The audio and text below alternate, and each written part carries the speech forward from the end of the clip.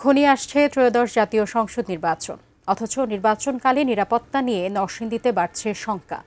২৪-এর গণঅভ্যুত্থানের সময় নরসিংদী জেলা কারাগার থেকে লুট হওয়া গুলি, কার্তুজ ও অস্ত্রের বড় একটি অংশ এখনও উদ্ধার হয়নি। খুনের এই জনপদে প্রতিনিয়তই বাড়ছে হত্যাকাণ্ড ও সহিংসতার ঘটনা। ফলে ভোটের মাঠে প্রভাব ফেলতে পারে এসব অস্ত্র ও গুলি। আর তাই লুট হওয়া এসব অস্ত্র ও গুলি নিয়ে শঙ্কিত নরসিংদীবাসী। প্রতিনিধি সোহাগ মিয়ার তথ্য ছবিতে বিস্তারিত ডেস্ক রিপোর্টে। ২০২৪ সালের গণ অভ্যুত্থানের সময় ১৯ জুলাই নরসিংদী জেলা কারাগারে হামলা, ভাঙচুর ও আগুন দেয় দুর্বৃত্তরা। সেই সময় কারাগার থেকে পালিয়ে যায় ৮২৬ কয়েদি। এছাড়াও কারাগার ভাঙচুরের সময় লুট করা হয় ৮৫টি অস্ত্র ও ৮,০০০-এরও বেশি গুলি ও কার্তুজ। এরপর আত্মসমর্পণ ও গ্রেপ্তারের মাধ্যমে প্রায় ৭০০ পলাতক কয়েদিকে কারাগারে ফিরিয়ে আনা হলেও উদ্ধার করা হয়নি ৫,০০০ রাউন্ডের বেশি কার্তুজ ও গুলি। লুট হওয়া ৮৫টি অস্ত্রের মধ্যে গত ১.৫ বছরে ৫৮টি উদ্ধার হলেও খোঁজ নেই ২৭টি অস্ত্রের। ভোটের মাঠে প্রভাব ফেলতে পারে এসব অস্ত্র ও গুলি, আর তাই লুট হওয়া এসব অস্ত্র ও গুলি নিয়ে শঙ্কিত নরসিংদীবাসী। আমাদের জেলখানা থেকে এই ভাঙ্গা চুইরা অস্ত্র সব লয়ে গেছে, এইগুলি পুলিশ উদ্ধার করতে পারে নাই। কথা বুঝছেন না? তখন আমরা আতঙ্কর ভাবে আছি, কেমনে আমরা কেন্দ্রে যাবো ভোট দেওয়ার জন্য। এই ভোট দিবার গেলে যদি একটা বম মারে, একটা গুলি মারে, তাহলে আমার সমস্যা না।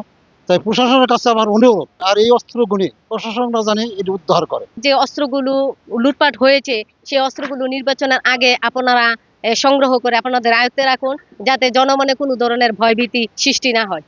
জনসাধারণ এখন ভয়ে আতঙ্কে আছে, তারা কিভাবে নির্বাচনে ভোট কেন্দ্রে যাবে, তার জন্য তারা পুলিশ সুপারের কাছে আমি আবেদন করছি এই অস্ত্র যেন শীঘ্রই তারা আপনারা উদ্ধার করেন এবং জনগণ যাতে নির্বিশেষে ভয় ভীতি বাদ দিয়ে সুন্দরভাবে নির্বাচন অংশ নিতে পারে এবং ভোট দিতে পারে। এই অস্ত্রগুলি যেন অতি শীঘ্র উদ্ধার করে, আর আমরা যেন নির্ভাবে ভোট দিতে পারি, আমাদের কোনো ঝামেলা না হয়। কারণ আমরা নাইলে আমরা সাধারণ লোকেরা আমরা খুব আতঙ্কের মাঝে আছি।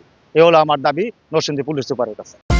নিন মজাদার গোলমার্ক পপ, কুরমুরে বাইটে ফুরফুরে লাইফ। নির্বাচনের আগে লুট হওয়া সব অস্ত্র উদ্ধার এবং অবৈধ অস্ত্রের বিরুদ্ধে বিশেষ অভিযান ছাড়া নিরাপদ নির্বাচন নিশ্চিত করা কঠিন হবে বলে মনে করছেন প্রার্থীরা। জেলখানা ভাঙা হয়েছে, কিছু দুষ্কৃতিকারী এই সুযোগটা তারা নিয়েছে, জেলখানার অস্ত্রগুলো কিন্তু তারা লুট করেছে। আমরা প্রতি মাসেই জেলা আইন শৃঙ্খলা কমিটির মিটিংয়ের মধ্যে এটা কিন্তু ব্যাপকভাবে আলোচনা হয়। আমরা আমাদের পক্ষ থেকে যতটুকু চেষ্টা সেটা করে যাচ্ছি, প্রশাসনের পক্ষ থেকে কিন্তু সেই চেষ্টাটা তারা করছে। আমরা সর্বাত্মকভাবে সচেতন আছি যাতে কোনো রকম অপ্রীতিকর কোনো ঘটনা না ঘটে। যে বিগত দিনেও কিছুদিন যাবৎ এই অস্ত্রগুলা কিন্তু রায়পুরা এবং বিভিন্ন উপজেলায় ব্যবহার হয়েছে। তো এই অস্ত্রগুলা যে নির্বাচনের সময় ব্যবহার করবে, সেক্ষেত্রে আমি প্রার্থী হিসেবে আমি একদম শঙ্কিত যে এই অস্ত্রগুলা কিন্তু ব্যবহার হবে। তো এখনো প্রশাসন যদি মনে করে যে আমরা একটা, যেহেতু মানুষের মধ্যে ব্যাপক সাড়া যে তারা ভোট দিবে, তো যদি এই ভোটটা সুষ্ঠুভাবে করতে চায় তাহলে অবশ্যই এই অস্ত্রগুলা উদ্ধার করতে হবে।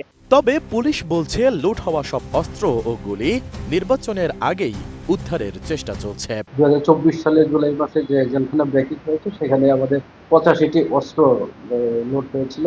সেখান থেকে আমরা অধিকাংশ অস্ত্র উদ্ধার করতে সক্ষম হয়েছি, প্রায় ৫৯টির মতো অস্ত্র উদ্ধার করতে সক্ষম হয়েছে।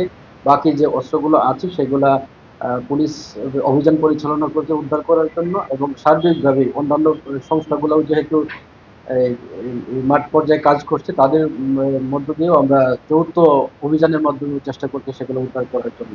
রাজনৈতিক প্রতিহিংসা ও আধিপত্য বিস্তারকে কেন্দ্র করে গত ১ বছরে জেলায় শতাধিক খুনের ঘটনা ঘটেছে। অবৈধ অস্ত্রের প্রভাব কাটিয়ে নরসিংদীতে কতটুকু শান্তিপূর্ণ নির্বাচন অনুষ্ঠিত হবে সেটি এখন বড় প্রশ্ন সুশীল সমাজ ও সাধারণ মানুষের। Desk report, ATN news.